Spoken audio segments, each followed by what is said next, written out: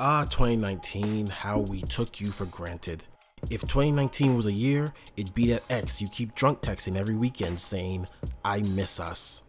While 2019 had its ups and downs, there's no doubt that it was a very good year for wrestling, and even more specifically, for wrestlers.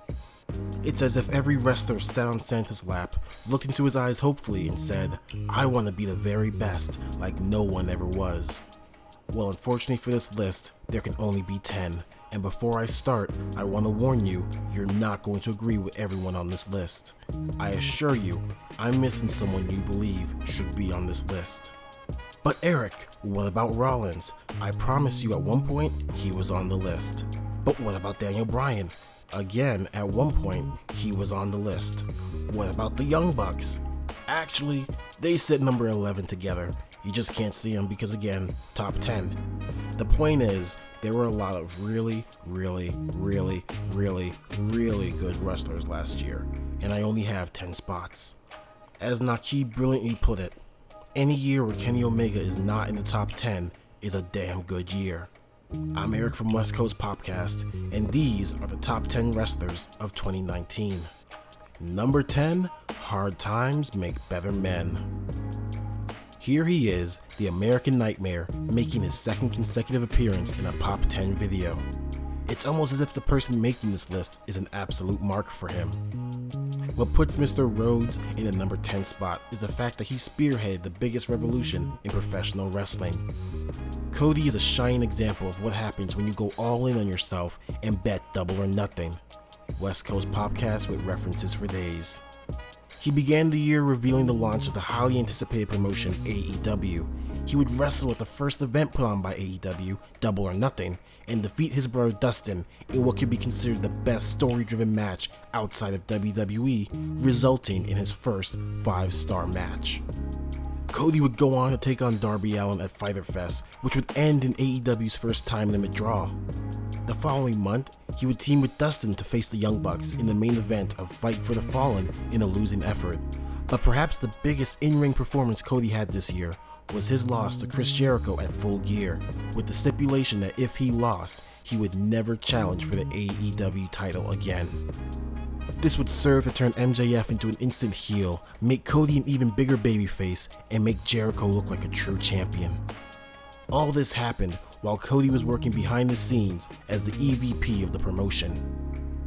In a suit and tie, Cody spoke to the masses and ignited a flame inside of us all, and in tights and boots, he gave us storytelling at such a high level it's rarely seen outside of WWE or New Japan. While he may not be the best performer on this list, he very well may be the best storyteller. Number 9, Shattering the Glass Ceiling. Charlotte Flair is an absolute example of greatness being passed down genetically, and if WWE has their way, it seems genetics have something to do with the amount of title reigns you'll have in your career. If you were to walk up to me on the street and say Charlotte Flair is the greatest female wrestler today, I'd ask you to stay 6 feet away from me, put on a mask, but then I'd say that you may just be onto something. However, she isn't the only star to have greatness in her genes. That's right, if you thought this entry was for Charlotte Flair, then you need to make like Chuck Berry in Back to the Future and listen to this, because this entry goes to former Impact World Champion Tessa Blanchard. This time next year, Tessa is very likely to find herself on the 2020 edition of this list, but even in 2019, she was setting the world on fire. Blanchard may have started the year in a losing effort to Taya Valkyrie, but it was necessary as it set her on a path to officially retire Gail Kim in her last match at Impact's Wrestling Rebellion. Blanchard would then go on to challenge Sami Callihan in the first intergender match to headline a professional wrestling pay-per-view in a losing effort. She would compete in a ladder match for the X Division title in another losing effort. However, she would eventually win a gauntlet match against Daga, Moose, Rich Swann, Michael Elgin, and Brian Cage to become the #1 contender for the Impact World Championship. Her title win won't count for her in this list as it took place this year in 2020, but her accomplishments don't just stop at intergender matches. While Tessa was breaking down gender norms in Impact, she still took time to beat down female competition in other promotions. She's a star member, former champion, and current coach of Women of Wrestling. Defeated 6 other women in a tables, ladders, chairs match to win the AAA Reina de Reinas championship. And for bonus points, she was a stunt double for Florence Pugh, who played Paige in the movie Fighting with My Family. If Charlotte Flair is the queen of WWE, Tessa is the queen of the Indies. Number 8, Block Breaker. When I say cruiserweight to you, you probably think of the underrated, underappreciated, and underutilized talent on 205 Live. But imagine with me, if you will, across the sea, in the land of the rising sun, that there's a division of men called junior heavyweights, and they kick just as much ass as their heavyweight counterparts. In this wondrous land, how do you promote your junior heavyweights and show off their talent and skills while building your next star? You put them in the best of the Super Juniors tournament. The Super Juniors utilize a round-robin point system. This way, a wrestler can lose against a worthy foe and still make it to the finals. That is, of course, unless your name is Shingo Takagi. Making his debut in the Super Junior tournament last year, Shingo won all 9 of his matches, becoming the first person to win all their matches within their block, and also setting a record for the most points scored at 18. Fun fact, the previous holder of that record at 8 wins and 16 points scored is the man we know today as Finn Balor. Shingo would then go on to face Will Ospreay in the finals of the tournament and put on a match so amazing it earned them 5 3/4 stars from Dave Show Me the Stars Meltzer. If you haven't seen this match, then you need to find it immediately and get to watching. Still don't believe he should be on this list? I may have forgotten to mention that before any of this happened, he only lost 3 matches in a 72 match streak, none of which he was pinned or submitted. He was also IWGP Junior Heavyweight Tag Champions with Bushi.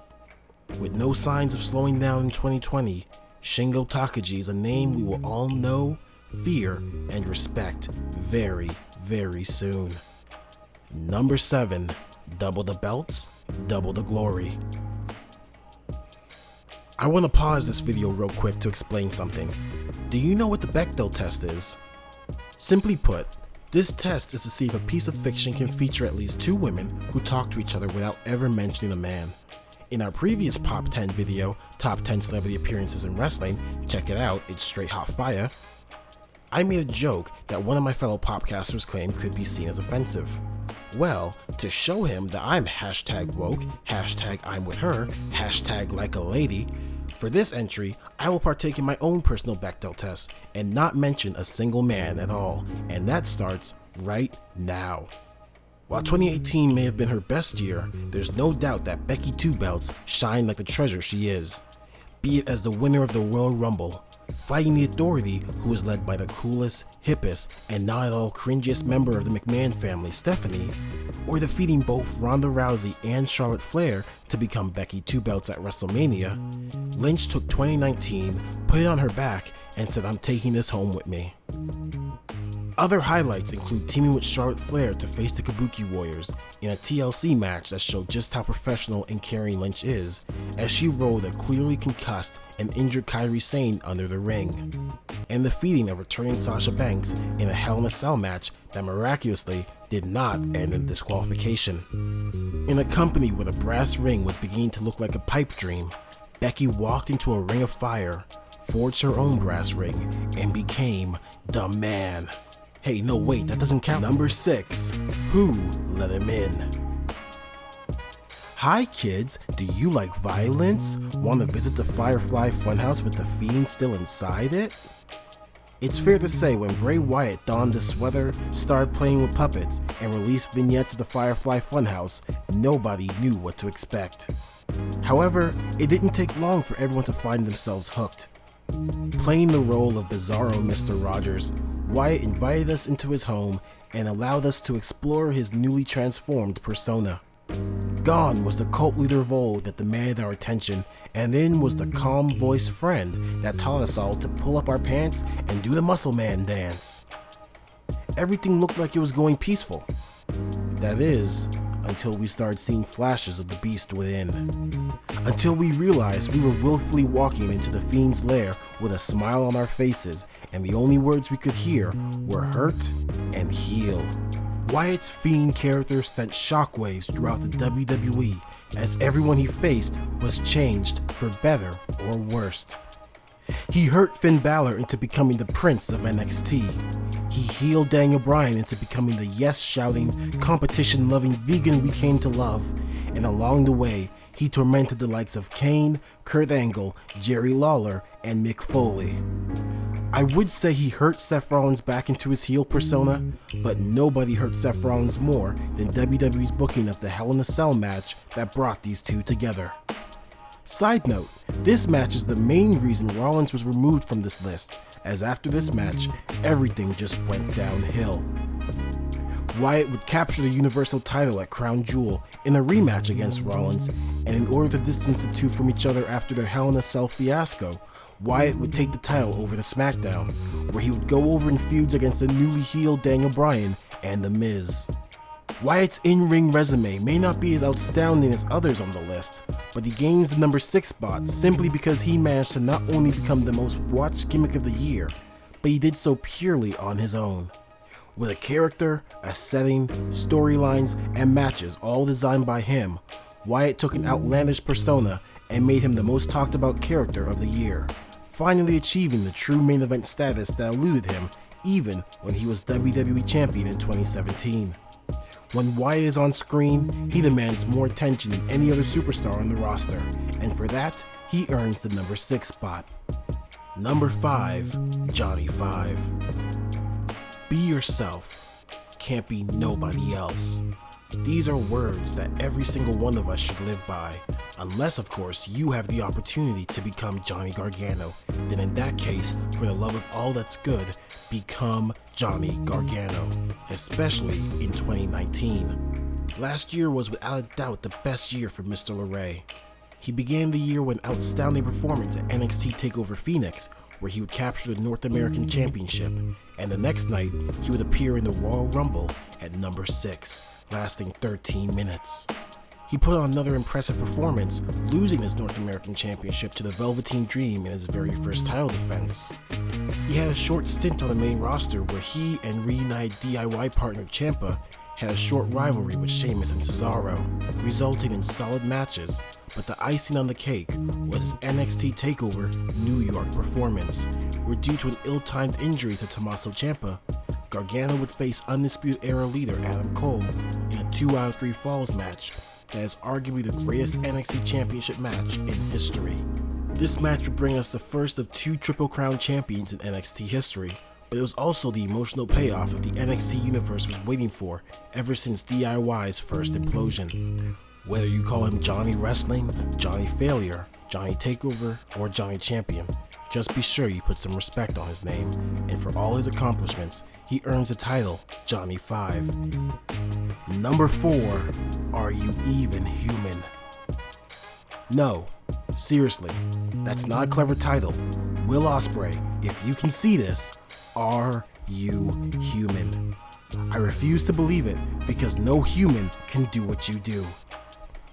If being one of the greatest wrestlers in modern day doesn't work out for you, then please consider becoming the real-life version of Nightwing and clean up these streets. Now, on to the reasons why Ospreay is in the number 4 spot.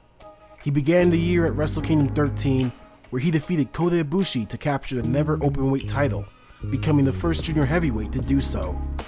He entered the 2019 New Japan Cup, where he would eliminate Bad Luck Fale and Lance Archer. However, he would be eliminated by Kazuchika Okada.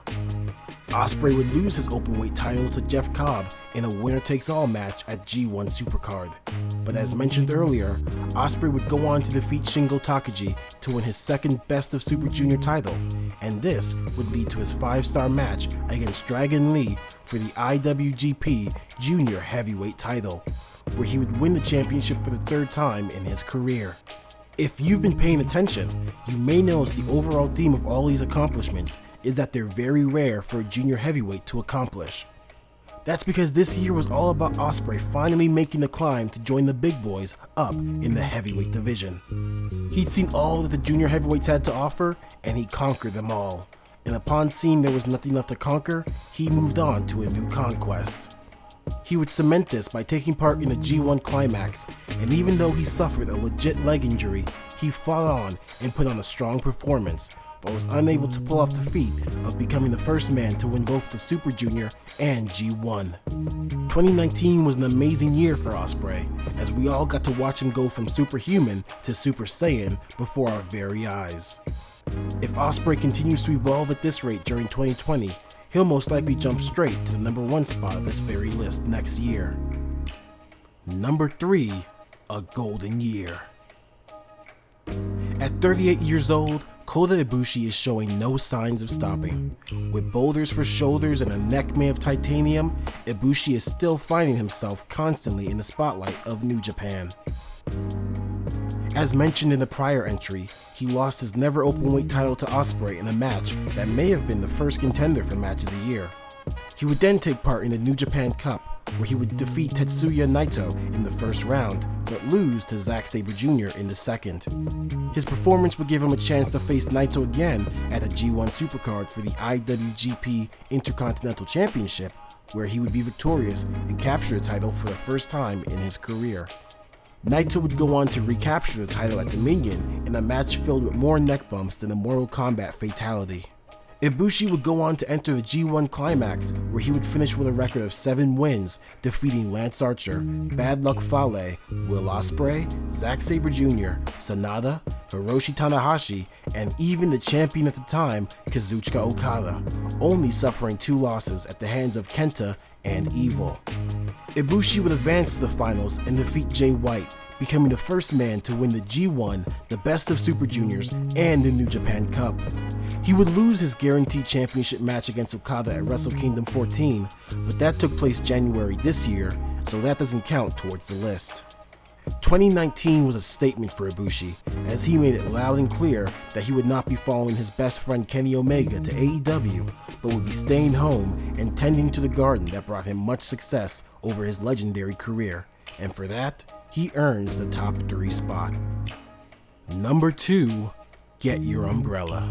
JBL has said it so many times that it's become a cliche, but it's somewhat true. If you were to build the perfect sports entertainer from the ground up, you'd have Randy Orton. Well, JBL, I'll take your Randy Orton and raise you one Kazuchika Okada. Like Orton, he's tall enough to reach the cookie jar, he's lean enough to be agile, yet strong enough to perform any move in the book. He's got a face that your mother, sister, and girlfriend all love, and he's incredibly marketable. How marketable is he, Eric? He's so marketable that he was featured in the Japanese music video for Pharrell's Happy. He voiced himself in 2 separate animes, one where he literally rainmakered a dragon. He and other notable New Japan talent appear in Yakuza 6. His outfit is available in Tekken 7, and he played rhythm guitar on several tracks on the High Crusades EP, Main Statement. I dare you to think of one WWE superstar who has done so much outside of pro wrestling while still being one of the best active wrestlers in the world. Now, let's focus on what he's done in the ring during 2019 to gain him the number 2 spot. He began the year losing to Jay White in a feud that saw him moving forward without his manager Gato by his side, but this would only slow him down. He would compete in the New Japan Cup, where he would defeat Mikey Nicholas, Will Ospreay, Tomohiro Ishii, and finally Sanada to win his second cup and gain a match against Jay White at G1 Supercard for the IWGP Heavyweight title. Okada would then travel through 2019 as a fighting champion as he defended his title all the way to Wrestle Kingdom 14, defeating the likes of Sanada, Chris Jericho, Minoru Suzuki, and Sanada again. That last one gaining him the Best Bout Award from Tokyo Sports.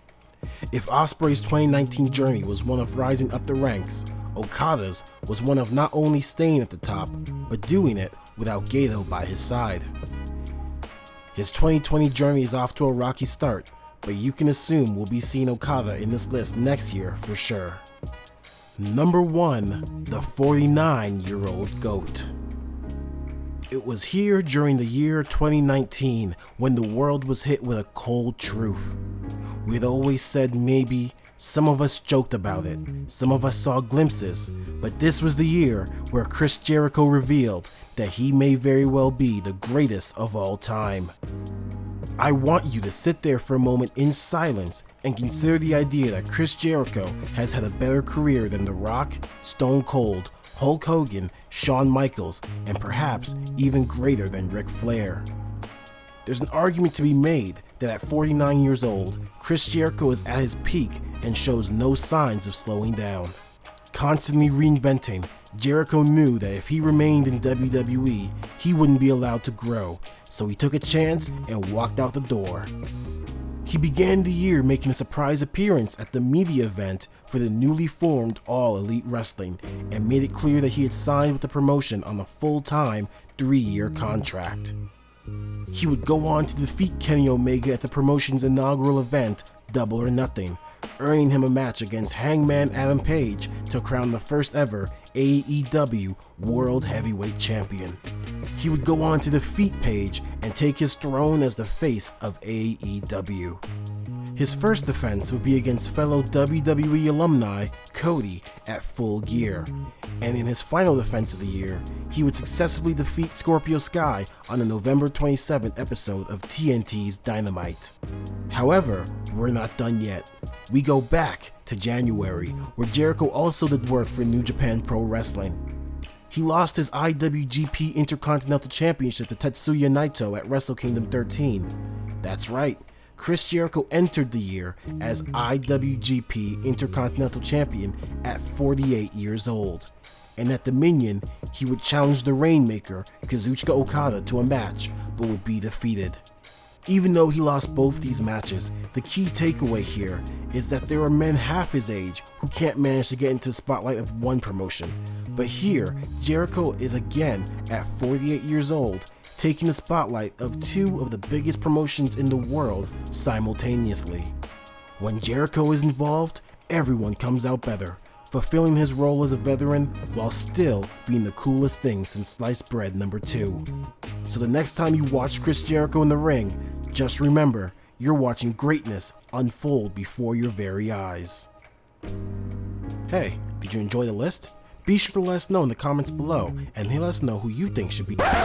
Hang on a second, wait. This is a best wrestlers of 2019 list, right?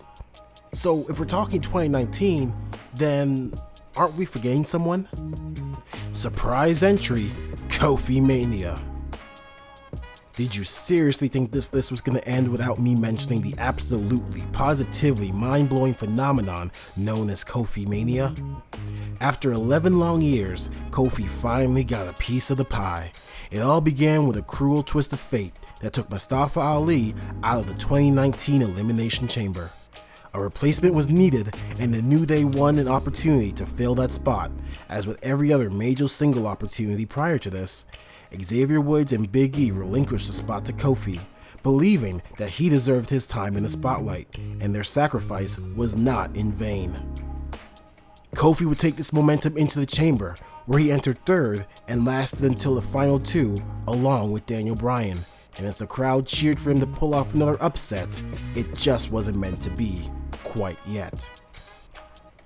What followed was a campaign to get Kofi Kingston the one-on-one title match that we all knew he deserved. Kingston would spend the next couple of months trying to prove to Vince McMahon that he was championship material. He defeated Sheamus, Cesaro, Rowan, Samoa Joe, and Randy Orton in another gauntlet match, but when that wasn't enough, his New Day brethren won their own gauntlet match against every single team on SmackDown Live, including WWE Champion Daniel Bryan and Rowan. This not only gained him his championship match against Bryan, but as a side note, it brought out the best performance you'll ever see out of Byron Saxton. Kofi would overcome the odds and defeat Bryan at WrestleMania, becoming the first African-born WWE champion and second black WWE champion. And before you argue, yes, I know The Rock is Samoan, but his father, Rocky Johnson, is a black Canadian, so he passes. But let's focus on the fact that it took WWE 17 years to have another black WWE champion. Kingston would defend his title as a fighting champion throughout 2019, sending a New Day to the back so he could fight his own battles. But what took 11 long years to build, Brock Lesnar would destroy in 9 seconds, putting an end to his 180-day reign. Anytime you find yourself thinking that 2019 was a rough year, just remember that this was the year where Kofi Kingston finally got the thanks that we all knew he deserved and was given an opportunity to sit on top of a throne that long eluded him. Thanks for watching that video. Be sure to let us know what you think in the comments below, and don't forget to like, share, and subscribe. Check out our other videos, and don't forget to listen to the podcast that started it all, West Coast POPCast, where we give our thoughts on the wrestling world today. Thanks again for watching, and we'll catch you later.